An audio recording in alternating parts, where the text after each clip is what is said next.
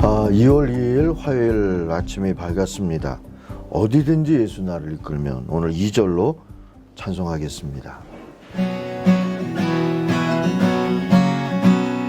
세상 친구 모두 나를 떠나도 주와 동행하면 외로움 없겠네. 가는 길이 위태하고 험해도 어디든지 예수 함께 가려네. 어디를 가든지 겁낼 것 없네. 어디든지 예수 함께 가려네. 아멘. 사도행전 3장 오늘 아침 1절부터 우리 26절 한 장을 다 읽겠습니다. 제9시 기도 시간에 베드로와 요한이 성전에 올라갈새 남에서 못 걷게 된 이를 사람들이 메고 오니 이는 성전에 들어가는 사람들에게 구걸하기 위하여 날마다 미문이라는 성전 문에 두는 자라.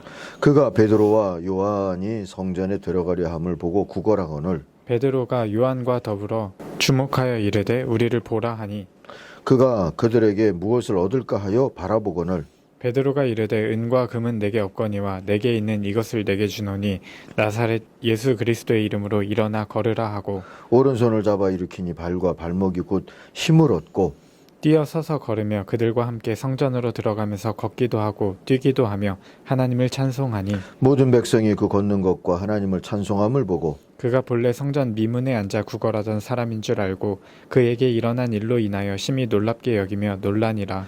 나은 사람이 베드로와 요한을 붙잡으니 모든 백성이 크게 놀라며 달려 나아가 솔로몬의 행각이라고 불리우는 행각에 모이거늘 베드로가 이것을 보고 백성에게 말하되 이스라엘 사람들아 이 일을 왜 놀랍게 여기느냐. 우리 개인의 권능과 경건으로 이 사람을 걷게 한 것처럼 왜 우리를 주목하느냐. 아브라함과 이삭과 야곱의 하나님 곧 우리 조상의 하나님이 그의 종 예수를 영화롭게 하셨느니라. 우리가 그를 넘겨주고 빌라도가 놓아주기로 결의한 것을 너희가 그 앞에서 거부하였으니 너희가 거룩하고 의로운 일을 거부하고 도리어 살인한 사람을 놓아주기를 구하여 생명의 주를 죽였도다. 그러나 하나님이 죽은 자 가운데서 그를 살리셨으니 우리가 이 일의 증인이라. 그 이름을 믿음으로 그 이름이 너희가 보고 아는 이 사람을 성하게 하였나니 예수로 말미암아 난 믿음이 너희 모든 사람 앞에서 이같이 완전히 낫게 하였느니라. 형제들아 너희가 알지 못하여서 그리하였으며 너희 관리들도 그리한 줄 아노라. 그러나 하나님이 모든 선지자의 입을 통하여 자기의 그리스도께서 고난 받으실 일을 미리 알게 하신 것을 이와 같이 이루셨느니라.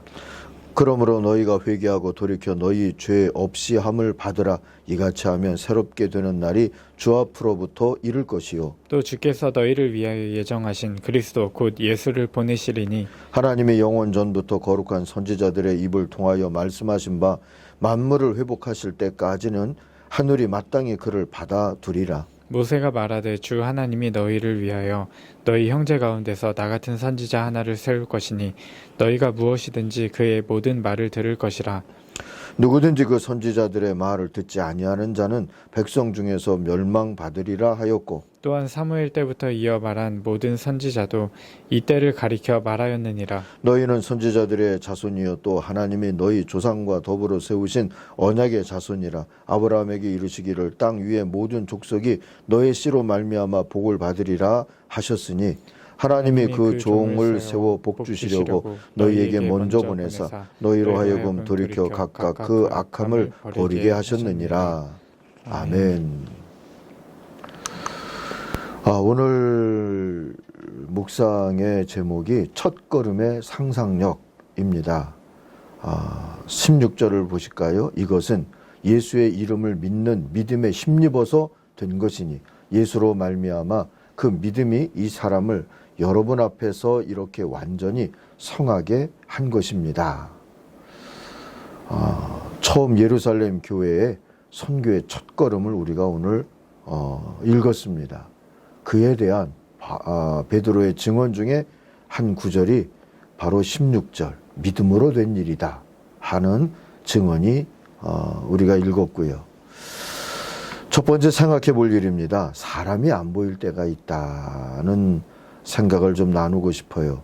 선천성 하지 장애인이라고 할 수 있는 한 장애인이 성전 미문에 앉아서 구걸한 게 아마도 10년 이상은 좋게 되지 않았을까 싶습니다. 기도 시간마다 사람들은 이 미문이라고 하는 예루살렘의 문을 통하여서 다녔어요.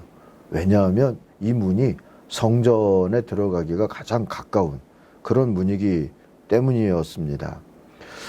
그러나 그들은 한 거지를 보았을 뿐 거기 앉아있는 사람을 보지 못했어요.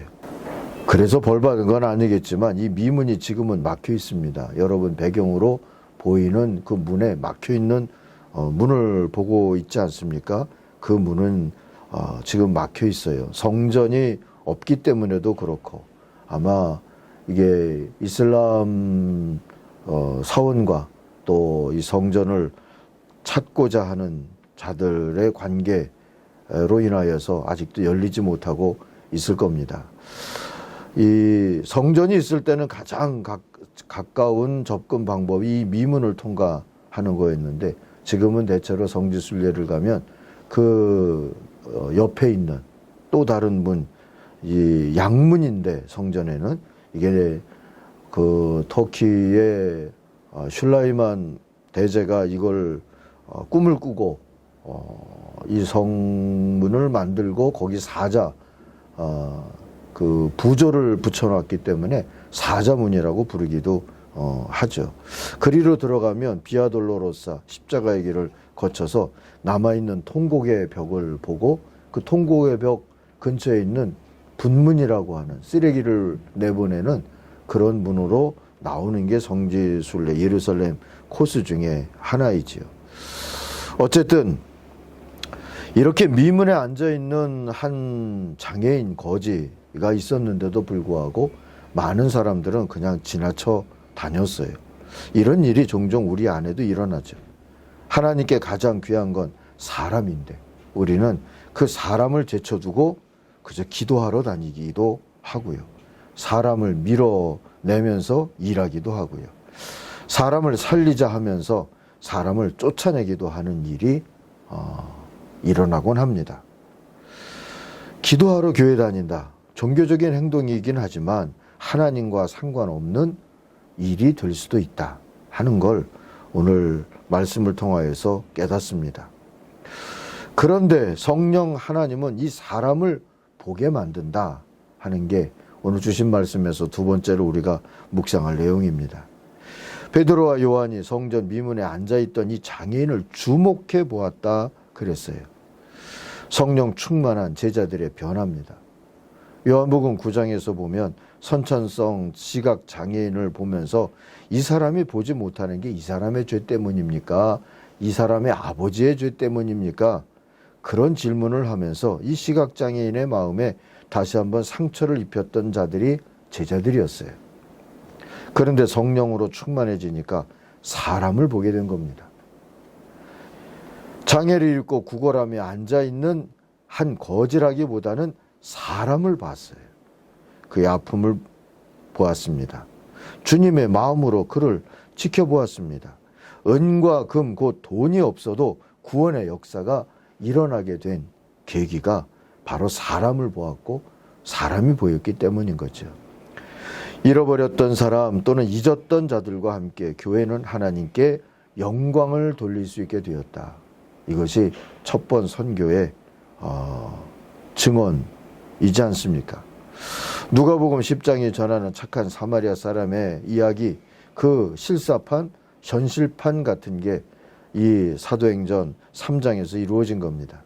레위인도 제사장들도 미문을 들었을 텐데 장애인에게 다가간 자는 없었습니다. 못 봤을 겁니다.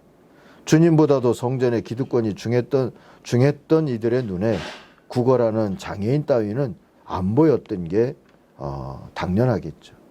사람보다 그 사람의 권력과 그 사람의 돈을 믿는 시대는 가난한 사람이나 약한 이들은 눈에 잘 띄지 않는 법이니까요.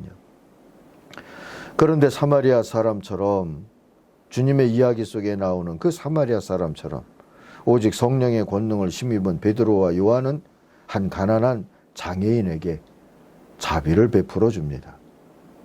그들이 베푼 자비로 인하여서 걷지 못하던 한 사람이 일어나 걷게 된 것이죠. 하나님께 영광을 돌리면서 말입니다. 처음 교회의 처음 선교가 이렇게 첫 걸음을 떼게 된 겁니다. 작지만 매우 중요한 첫 걸음이었어요. 교회가 어떤 길을 가야 할지, 선교가 어떤 길을 가야 할지 보여준 첫 걸음이기 때문입니다. 에디슨이 최초의 전구를 만들었을 때 그 전구의 빛은 너무 희미해서 촛불을 켜야만 보였죠. 라이트 형제가 비행기를 처음 날렸을 때 불과 12초 날았답니다. 처음 자동차 또한 1시간에 고작 2마일을 갔어요. 그것도 마차보다 느리게 갔습니다. 그러나 이 첫걸음들이 얼마나 중요했는지 우리는 알고 있습니다. 그 첫걸음들이 없었다면 오늘의 세계와 문명은 사뭇 다른 그림이었을 테니 말입니다. 시작이 반이라는 말은 결코 과장이 아닙니다. 어쩌면 첫걸음은 전부를 상상할 수 있는, 전부를 바라볼 수 있는 걸음일 수도 있기 때문이죠. 예루살렘 성의 미문 곁에 앉아있던 장애인이 걷게 된 이 일에서 우리는 예수의 교회가 걸어갈 길을 상상해도 좋을 듯합니다. 이 첫걸음에 다 있으니까 말입니다. 이 걸음의 제자 공동체가 온 천하를 다니며 만민에게 복음을 전하라 하신 선교의 부름을 어떻게 순종하게 될 것인지 능히 상상할 수 있으니 말입니다. 사랑하는 청가족 여러분, 여전히 사람보다 돈을 믿는 세상이죠. 사람은 잘 안 보이고 돈은 잘 보이는 세상입니다. 교회가 이 세상 속에서 주님의 선교를 감당하려면 이 사도행전의 교회처럼 다시 발걸음을 떼어야 합니다.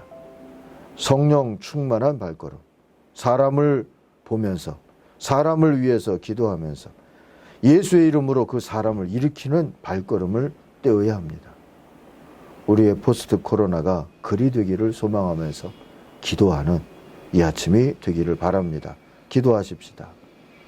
주님, 하나님의 영, 예수의 영, 성령 하나님으로 인하여서 시작되는 성령 행전의 새 역사를 보게 됩니다. 하나님의 선교가 어떻게 가야 할 길인지를 오늘 주신 말씀을 통하여서 보여주시고 상상하게 해주시니 감사합니다. 하나님, 오늘의 포스트 코로나 시대에 교회들이 떼어놓는 첫걸음이 주님이 축복하여 주셔서 이 사도행전과 같은 상상이 될 수 있도록 주님이 역사하시고 은혜 베풀어 주시고 친히 손잡고 인도하여 주옵소서. 예수님의 이름으로 기도하옵나이다. 아멘. 하늘에 계신 우리 아버지, 아버지의 이름을 거룩하게 하시며 아버지의 나라가 오게 하시며 아버지의 뜻이 하늘에서와 같이 땅에서도 이루어지게 하소서. 오늘 우리에게 일용할 양식을 주시고 우리가 우리에게 잘못한 사람을 용서하여 준 것 같이 우리 죄를 용서하여 주시고 우리를 시험에 빠지지 않게 하시고 악에서 구하소서. 나라와 권능과 영광이 영원히 아버지의 것입니다. 아멘. 같이 기도하겠습니다. 주님, 교회들이 걷는 새 걸음